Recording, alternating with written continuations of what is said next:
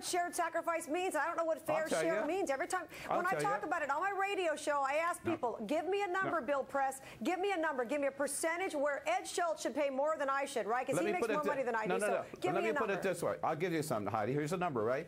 Pay careful attention. 2009. 238,000 families had income of over $1 million. 25% of them paid less than 5%.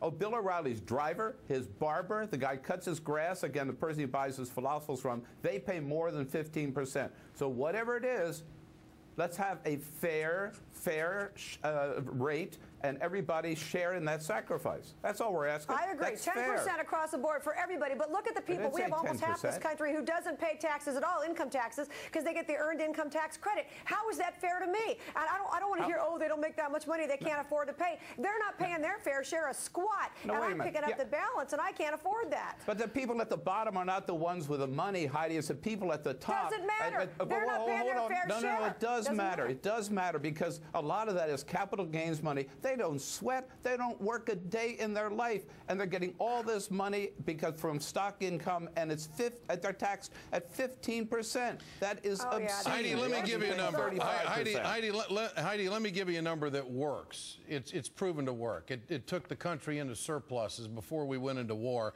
and that was 39.5%.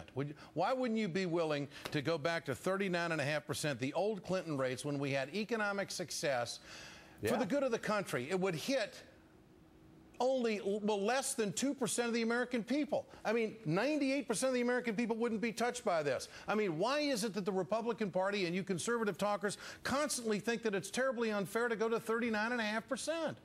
It's terribly unfair for me, for people to get the earned income tax credit and pay no income taxes. That's not the question. I don't care how much money they make. Everybody should pay the You asked for a rate, I gave you a rate. You asked for a rate, I gave you a rate. Why can't you live with it?